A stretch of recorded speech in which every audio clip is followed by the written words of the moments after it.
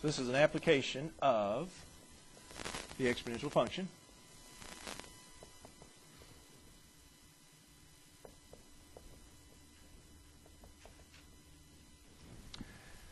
And what we're going to talk about here is the compound interest formula.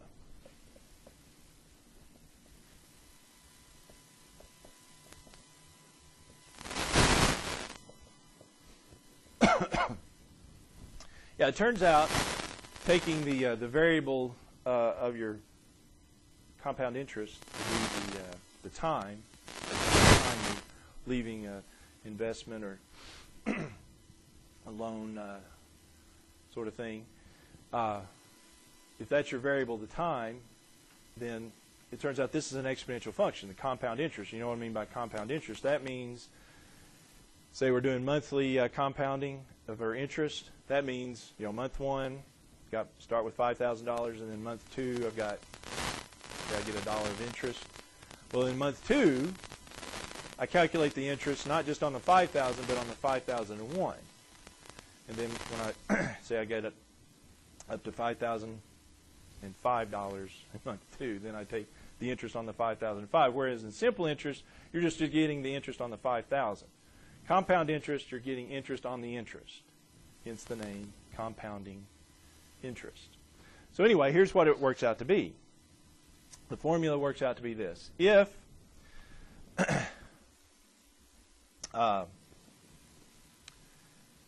in an account with principal P,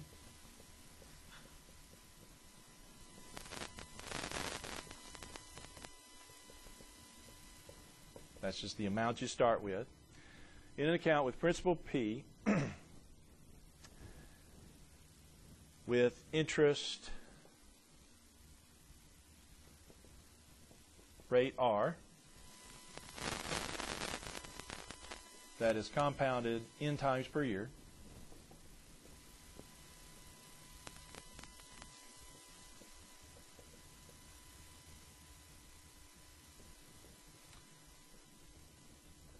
the amount in the account after T years, the amount A is what we'll call it,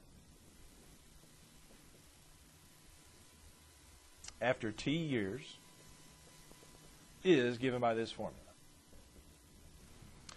A equals P times 1 plus R over N raised to the N times T power. Okay. Yes.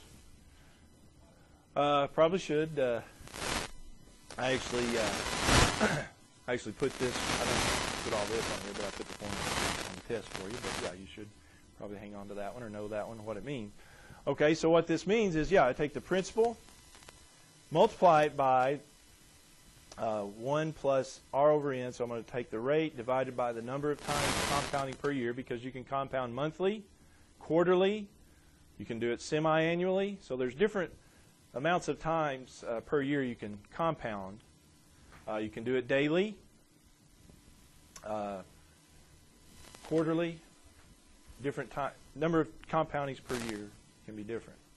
So divide it by the number of times it is compounding per year, and then raise that.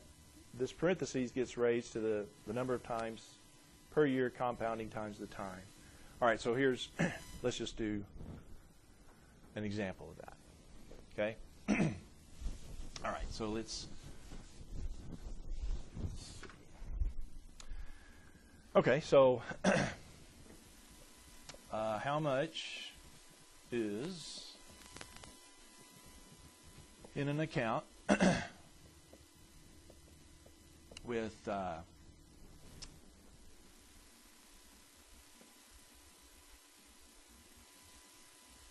$5,000 interest rate,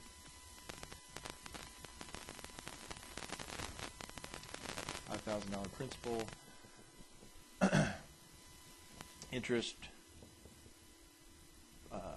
say 6% interest, compounded,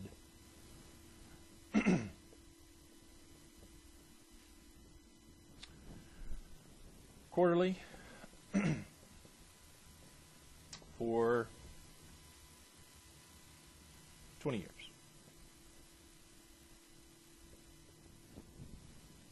How much is in the account with $5,000 principal, 6% interest, compounded quarterly for 20 years? Should say there. Okay, well, that would be A equals, what's my principal? Well, I said it was 5,000. It's A equals, I erased it, P times 1 plus R over N to the NT power. So the principal is 5,000.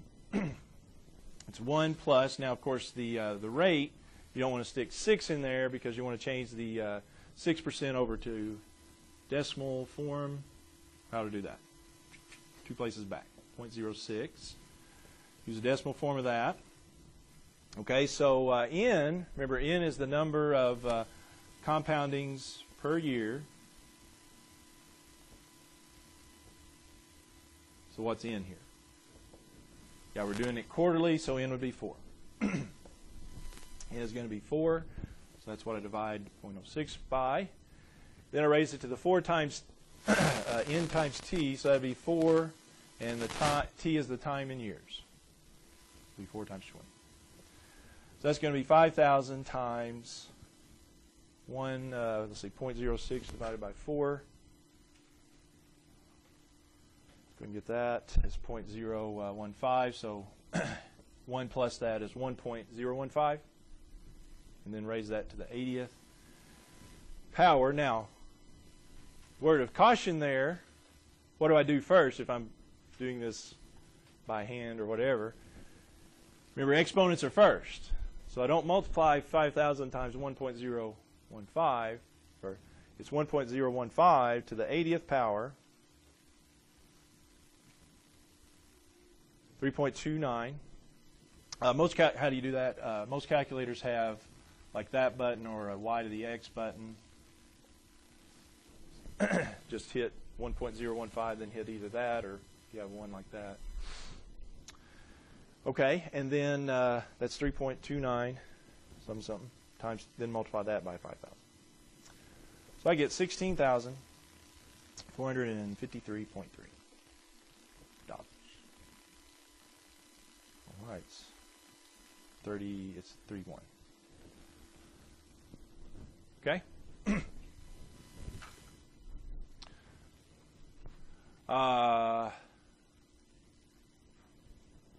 Now, let me make one quick point here, and then we'll talk about, there is another formula. Everybody got that one? All right, so let's say we've got, if,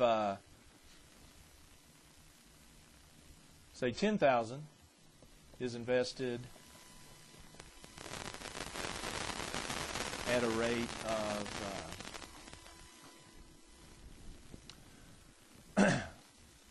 say 3.5% compounded monthly.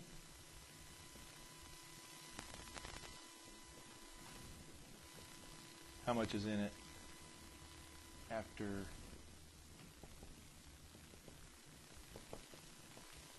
$18 months?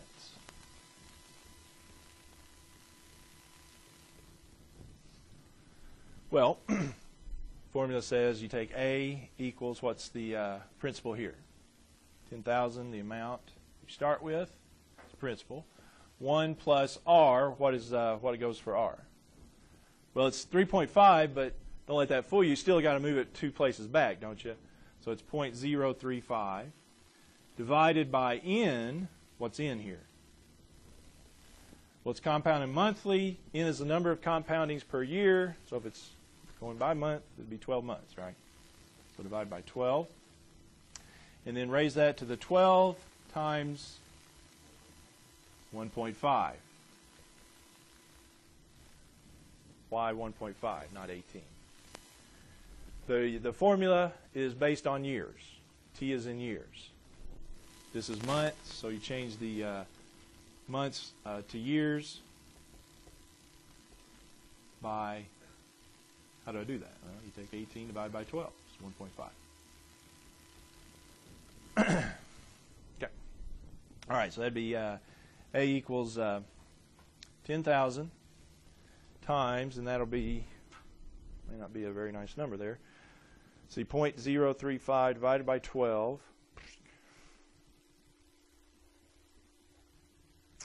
Oh, it's not too bad. Well, I think it's rounded off. Yeah. 1 point. You don't want to round these off too much. This is not a nice whole number here. It's 1.6666666 repeating. Mine rounded off to 7, so I think that'll be okay. And then that's going to be 12 times 1.5 is 18. That's interesting there. All right, so take that plus 1. Raise that to the 18th. Then multiply by 10,000. Exponents first. I get $10,538 and 22 cents. Something like that. Okay? All right. There is another formula, though, and it does use the natural base, and it's used for what's called compounding continuously. That formula, one we just talked about, is the one you use for compounding quarterly, monthly, daily. There is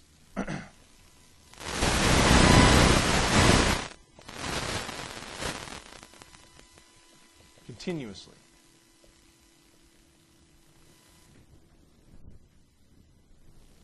And its formula goes A equals P e to the RT. It shortens up quite a bit if you have compounding not monthly, not quarterly, but continuously. Use this formula if compounding continuously.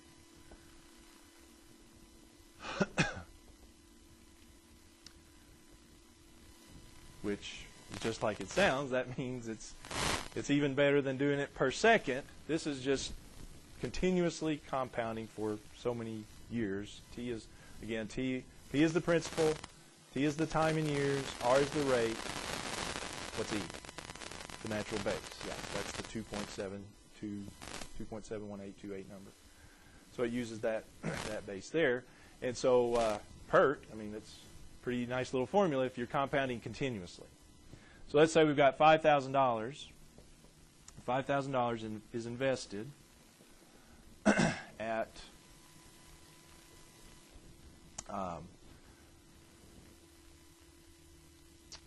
7.1% compounded continuously for 20 years. How much is in that account?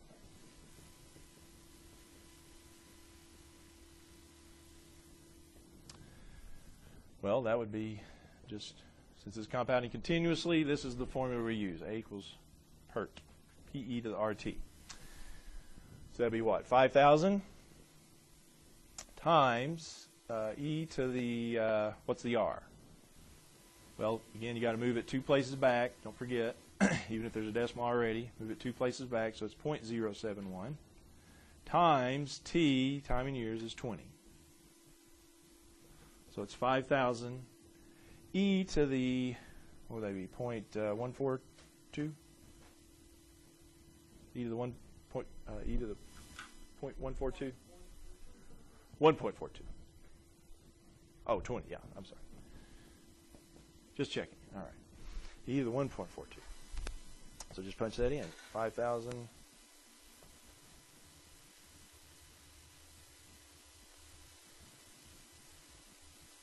1.42? 1.42.